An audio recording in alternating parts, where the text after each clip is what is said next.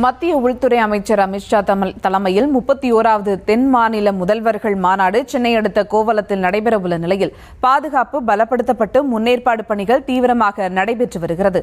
இதுகுறித்த மேலும் விவரங்களோடு இணைகிறார் செய்தியாளர் காமேஷ். வணக்கம் காமேஷ், அங்கு என்ன மாதிரியான ஏற்பாடுகள் செய்யப்பட்டு இருக்கிறது, விவரங்கள்? வணக்கம் சுபா.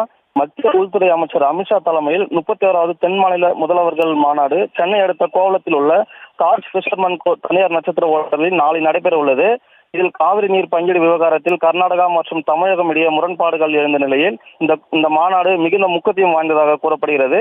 தென் மாநில முதல்வர்கள் மாநாட்டில் பங்கேற்க தமிழ்நாடு முதலமைச்சர் ஜோசப் விஜய், கர்நாடகா முதலமைச்சர் டி.கே. சிவகுமார், கேரளா முதலமைச்சர் சதீஷன், தெலுங்கானா முதலமைச்சர் ரேவந்த் ரெட்டி, ஆந்திரா முதலமைச்சர் சந்திரபாபு நாயுடு, புதுச்சேரி முதலமைச்சர் ரங்கசாமி ஆகிய 6 நாடு முதலமைச்சர்கள் பங்கேற்க உள்ளனர்.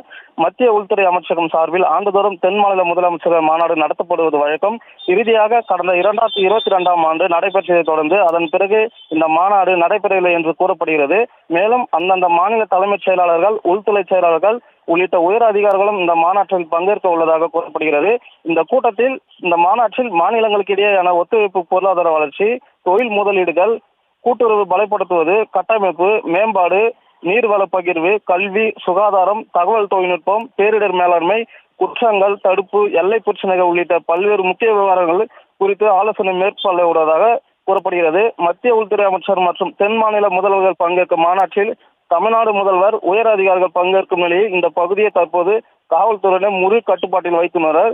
இதற்காக தாம்பரம் காவல்துறை ஆணையர் தலைமையில் போக்குவரத்து துறை மற்றும் காவல்துறை காவலர்கள் 2000க்கும் மேற்பட்ட காவல்துறையினர் சென்னை மற்றும் விமான நிலையம் முதல் கோவளம் நட்சத்திர விடுதி வரை பங்கேற்பு பணியில் ஈடுபடுத்தப்பட்டுள்ளனர். அது மட்டுமின்றி மாநாடு நடைபெற உள்ள இடத்தில் நட்சத்திர விடுதி முன்பு மத்திய உள்துறை அமைச்சர் பாதுகாப்பு வாகனங்கள் நிறுத்துவதற்கு தனி இடமும், மாநாட்டில் பங்கேற்க உள்ள முதலமைச்சர்கள் பாதுகாப்பு வாகனங்கள் நிறுத்துவதற்கு தனி இடமும், அதனைத் தொடர்ந்து முக்கியத்துவம் வாய்ந்த தலைமை அதிகாரிகள் வாகனங்கள் நிறுத்துவதற்கு தனி இடமும் ஏற்பாடு செய்யப்பட்டுள்ளது. மேலும் அவர்களுக்கான அடிப்படை வசதி மற்றும் ஆம்புலன்ஸ், தீயணைப்பு வாகனம், வெடிகுண்டு சோதனை நிபுணர்கள், மோப்பநாய் நிபுணர்கள் உள்ளிட்ட முன்னெச்சரிக்கை நடவடிக்கைகளும் மேற்கொள்ளப்பட்டுள்ளது. சுபா, விவரங்களுக்கு நன்றி காமேஷ்.